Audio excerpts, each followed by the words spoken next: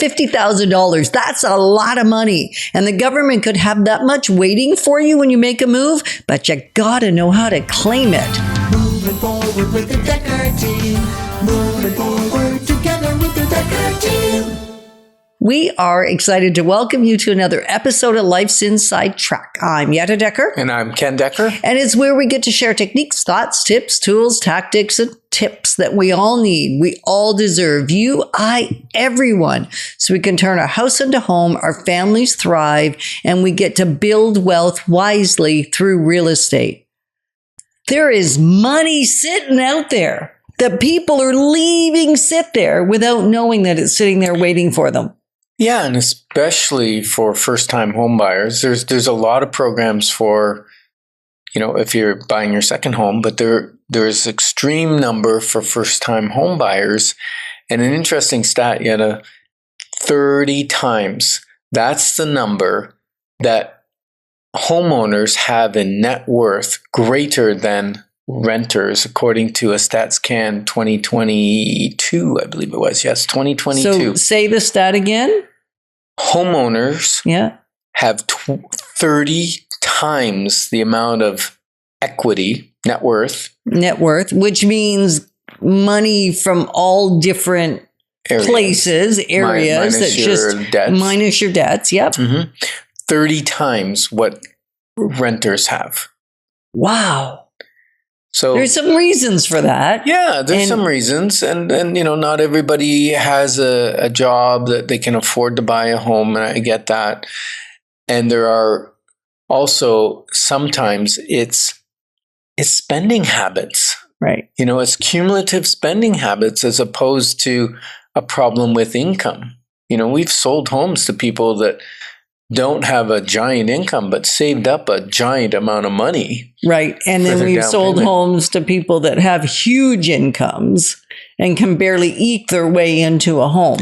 Yeah. Or can't because their expenses are high. I mean, and I know this is a pet peeve for Yetta, and people say that they are house poor, but really often they're debt poor, not house poor. Mm-hmm. Meaning it's consumer debt poor. Yeah. So many different bills coming at them from everything to big cable packages, to credit card debt, to home equity loans, to all kinds of stuff that was used for things other than the house. Yeah. It's not actually house poor, it's consumer debt poor. Mm-hmm. Anyway, that's not what we're talking about today. So I love to say this is an unprecedented time. Because, we went through COVID and everybody's saying, it was unprecedented. Yeah. But so is today in the number of government programs that are designed to help you get into a home. And there's tax advantages, there's money available, there's tax credits. It's incredible. And what a lot of people are just focusing on is, what's the interest rate? What's my payment? How expensive are homes? But let's leave that. That's important stuff. We need to know that. That's a basic core fundamental. And once you know what programs are available, then you might make different decisions towards homeownership. Right, because you could access, I wasn't joking at the top when I said up to $50K. And some of that is available not just for first-time buyers. Some of that is available for move-up buyers as well. Yeah, or move-down buyers, or new construction. So listen to the entire show. And then, you know what? I'm going to do this really early because one of the things that we've noticed is that people have a sense of confusion about the programs. And the reason for that is it's always changing. What's true yesterday isn't true today.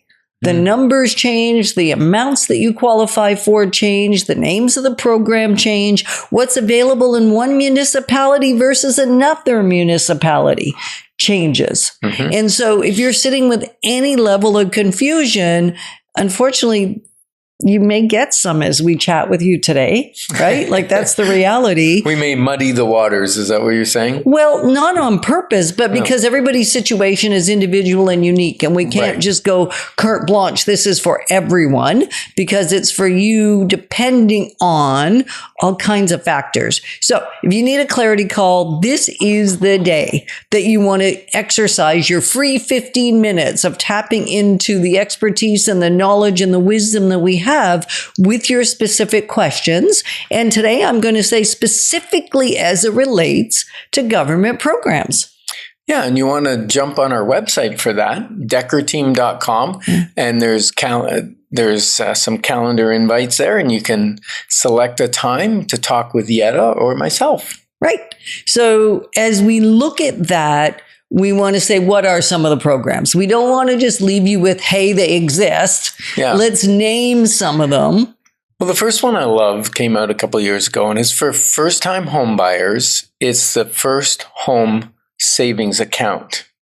And the important thing is you need to register for it. So if you're over 18 or you have children that are over 18, get them in. Or are 18. Or you are 18. Get in, register for this first-time home savings account. Now, what's the beauty of it is you can put up to $8,000 in, and it accumulates to $40,000 over 5 years. But it doesn't start accumulating until you open the account, and you don't have to put $8,000 in. You could put a little bit in, just to open it. $100, just to open it, right? Yeah, and then. Maybe 5 years from now, you've saved up the chunk of money, you can drop the $40,000 in there. And here's the benefit.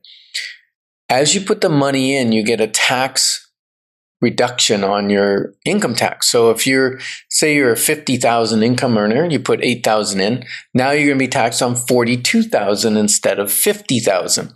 So you're getting a tax refund, which guess what? Put it in next year's contribution room if you can. And then when you remove it, unlike an RRSP where you get the tax credit and then when you remove it, you pay tax on it, this you get 100% tax-free as long as you're using it towards buying a house. It's amazing. It's a great program. So I'm going to say the tip here is register for it today, even if you only have $100. Yeah. Like just get registered because it doesn't actually start accumulating in time. Unlike a TFSA, the tax-free savings account, that just by being a resident or a citizen of Canada, you get access to that fund, whether you open it or not. Yeah. But in this case, you must open the account. So that's my charge. I'm not even supposed to do charges today, but I'm doing a charge right here. If you haven't opened one, you're 18 or older, you haven't bought your first home yet, just open it because who knows what the future will bring. If you have a partner, both of you can open one. So now you've got up to $80,000 between two people in tax-free money. This is amazing, right? Yeah. And we've got a lot of programs and we're never going to get them all today. Not even if we try super hard. But do think about the homeowners plan, which is the RSP one, which is fantastic. Yeah, you can remove. It used to be $35,000. Now you can remove up to $60,000 per person on who's buying their property, right? Which is incredible. Mm-hmm. So with that, $60,000 can come out tax-free, but you do have to put it back in eventually, 1/15 per month. Otherwise, you get taxed per year. 1/15 per year. Thank you for that correction, Yetta. And then you can save, not have to pay the tax on that. If you don't pay 1/15 back in a particular year, you'll be added that amount to your taxable income. Right. All right. So we're glad that you're with us because we love helping and guiding you to build wealth wisely because it's about much more than just money. Moving forward with the Dekker Team.